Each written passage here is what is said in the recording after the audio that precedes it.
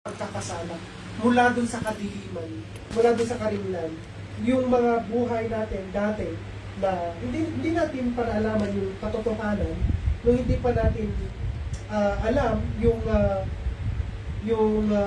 kasagutan sa mga kasalanan na tinubos tayo nung hindi pa natin tinanggap si Kristo. Ito na yung buhay ng isang mananampalataya. Kung babasihin natin sa totoong buhay, ang hirap kasi yung maipakita yung totoong pagbabago.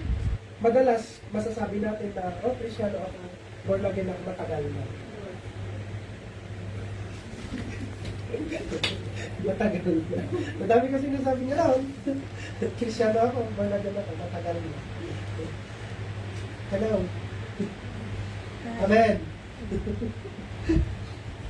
It is a concise but powerful summary of believers' attitude in Christian walk. Kaya sabi niya, babasahin ko na lang po yung NIV, mas maganda po yung version niya. Be joyful in hope, una yun, patient in affliction, and faithful in prayer. So tatlong bagay yung pag-uusapan po natin patungkol sa isang buhay, sa buhay ng isang mananampalataya, buhay ng isang Kristiyano. Ayon kay Apostle Paul, yung kanya pong encouragement sa taga-Roma na rejoice in our confidence in hope. Yan. Ano nga ba? Kaya ang bilin niya, be joyful in hope. Magalak, rejoice, sabi niya, in our confident hope. So sabi niya, magalak dun sa ating pag-asa. Dun sa ating pag-asa. So rejoice is the hope that sustains them. Yung when we say hope kasi, clear yung ating inaasahan. Clear yung ating malinaw yung ating pinananampalatayaan. Yun yung pag-asa natin. Inaantay natin na mangyari. Meron bang Kristiyano magsasabi ngayon na naniniwala sa Diyos pero hindi naniniwala, balitan natin. Meron bang Kristiyano ngayon na hindi naniniwala sa Diyos pero gustong makapunta na sa langit? Diba wala?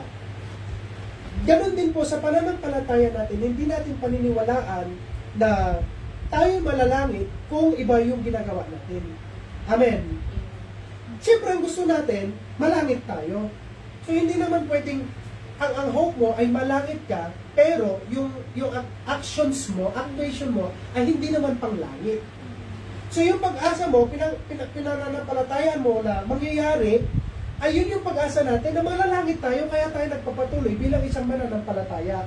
Kaya sabi niya, be joyful kasi meron tayong inaasahan na mangyayari na kaligtasan.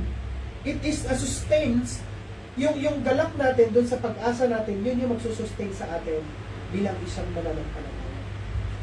Hindi ka kasi pwede magpapatuloy na mananampalataya o hindi mo magagawang magpapatuloy bilang mananampalataya kung hindi malinaw yung kapupuntahan mo.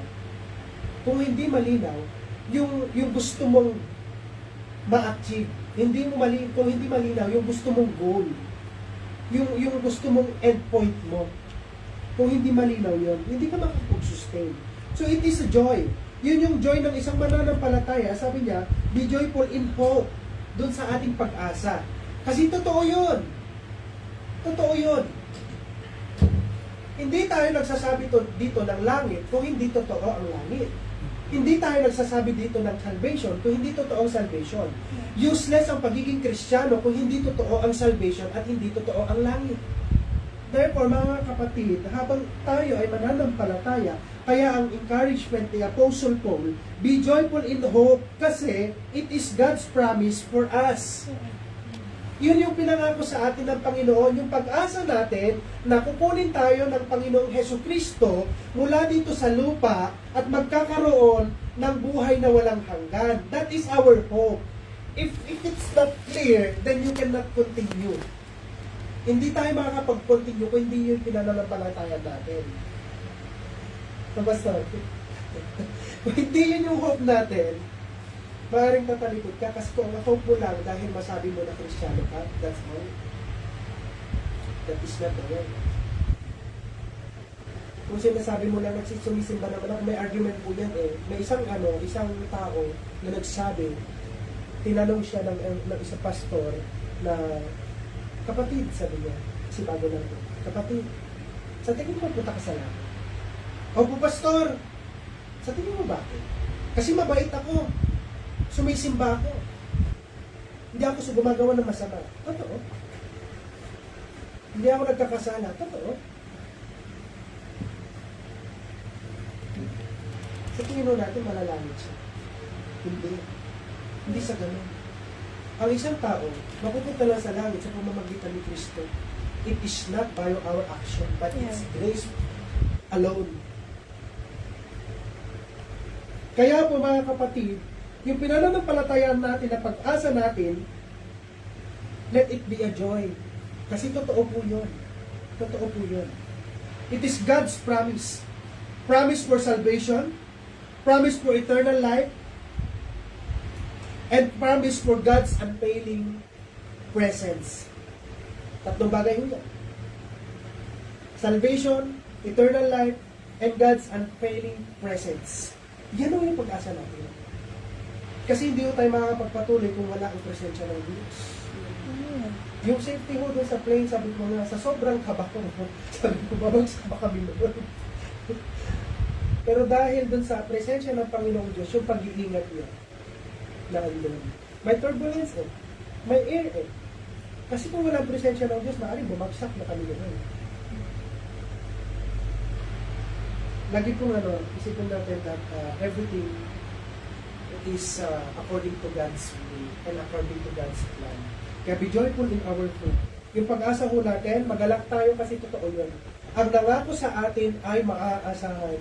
Sabi ko sa Hebrews, ang nangako sa atin ay maaasahan. Kaya magalak tayo mga kapatid. Be joyful in our hope. Yung pag-asa natin ay totoo. Makatotohanan. Pangalawa ho, patience in affliction. Bilang isang mananampalataya, lagi niyo pong isipin, lagi na po natin isipin, may accented pala, na ang buhay ng mananampalataya ay hindi po komportable.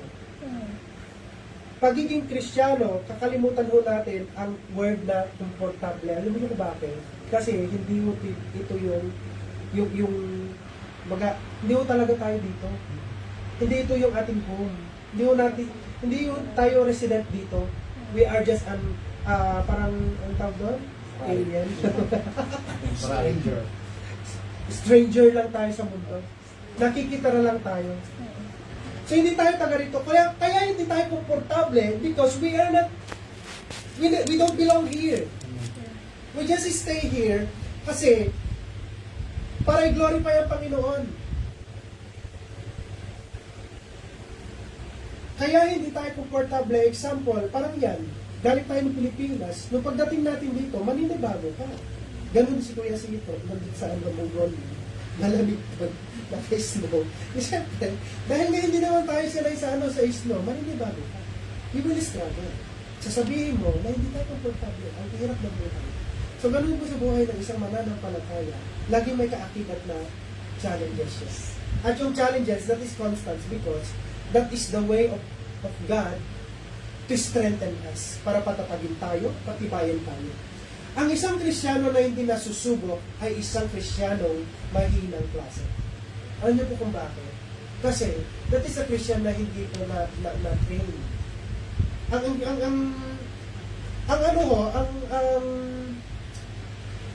Ang challenges that will train to be stronger. Para palakasin tayo. Ang challenges is not to harm us. Challenges is not there to degrade us. Para po tayo palakasin. Ito po yung magpapalakas sa atin. Kaya patience in affliction. Tingnan natin dito sa may NLT. Be patient in trouble. Ayan, mas madali. Be patient in trouble. Kung tayo po nagkakaroon ng pagsubok, magtiyaga tayo. Diba nga? Kaya sabi niya doon, stand firm. Our labor is not in vain. Yung pagpapatuloy baga ay meron kasi maging Kristiyano. Sasabihan ka ng Kristiyano pa yan, bakit ganyan ang ugali? Kristiyano pa yan, bakit Di ba? Kahit anong action mo, mamasamayin ng ibang tao. Nung hindi mo kapanalig, hindi ka panampalataya, hindi ka parehong Kristyano, ay titignan ka bilang isang perpekto na tao. At napakahirap ipakita kung gaano yung pagiging isang Christ-like living. Pero, ang utos ng Panginoon, ang bilin na Apostle Paul ay magtiyaga sa ating pagsubok, magpatuloy in affliction. Christian life including trials and suffering, patient endurance. Alam niyo kung bakit? It is a steadfast presence of God. Yung bang kapag ikaw ay nahihirapan, doon ho natin ma-realize that God is in control. Amen. Kapag tayo po ay hindi na natin alam kung anong gagawin natin, kung kapag tayo ay wala ng kaparaanan, ayan, pag wala na po sa atin ang kaparaanan, doon natin makikita that God is able. Yun po yung isa sa mga ini-encourage ni Paul ng way of living kasi that is a proof that being a Christian is steadfast in God's sovereignty and purpose. Yung bagang kahit nahihirapan ka, kasi ito ang purpose ng Panginoon sa buhay mo, titiisin mo, tiyatiyagain mo, pagsusumikapan mo. Kasi, dun sa dulo, yung price that is worth more than anything in this world. Meron yata yung nandito dati, yung pag-impok natin, the heavenly treasures.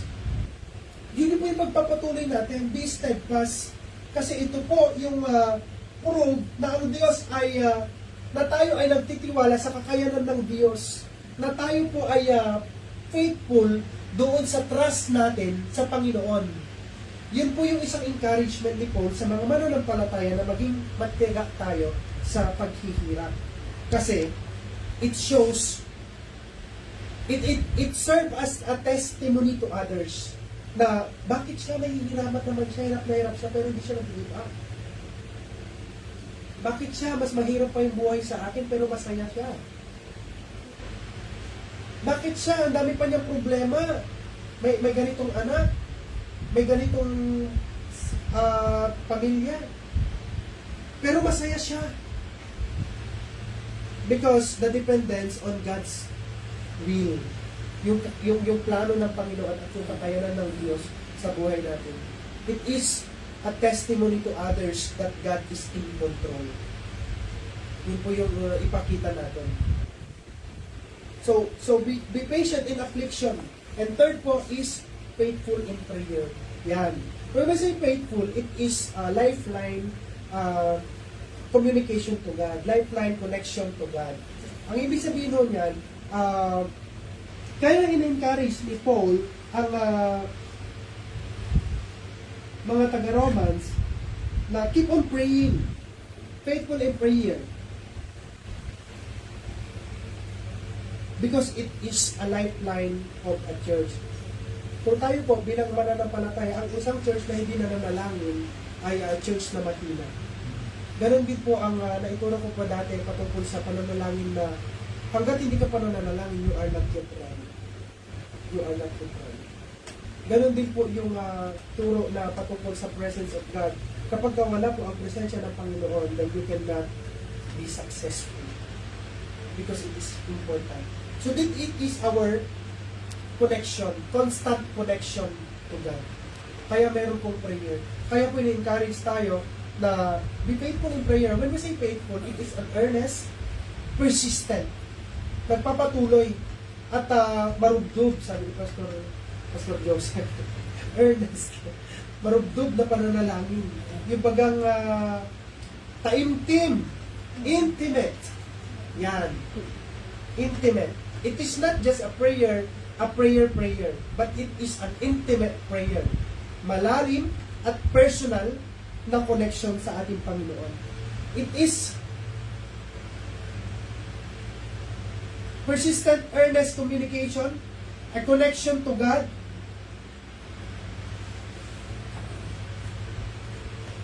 strength, guidance, and peace. Yan. Did you ever experience na when times na trouble po tayo, yung bagang gulo-gulo ka, hindi mo alam ang pagdidesisyonan mo, hindi mo alam kung anong gagawin mo. And when you started prayer, you will experience peace. Because that is one of the promise of God. When you pray, in the presence of God, when the Holy Spirit comes with you, then you will experience peace. And that is a promise of God. Dependence to God. So, tatlong bagay ho na habilin sa atin ng Apostle Paul. Be joyful niyo po, maging magalak tayo sa ating pag-asa bilang isang mananampalataya. Sa paglakad po natin bilang isang mananampalataya, magalak tayo sa pag-asa natin kasi yung nangako sa atin ay maaasahan at siya ay tapat. Amen. Pangalawa po, be patient in our affliction. Let us always realize that God is in control sa lahat po ng situation natin. And lastly, be faithful in prayers for God answers the prayer of His people. Amen. So ngayong gabi po, bilang pananalangin ng isang mananampalataya, lagi po natin alalahanin yung kanya pong pangako na tayo'y pinatawad, tayo'y nilinis, ginawan ng paraan para makabalik sa presensya ng Diyos. Isipin mo natin yun, no? Makasalanan ka, pero ikaw ay pinatawad.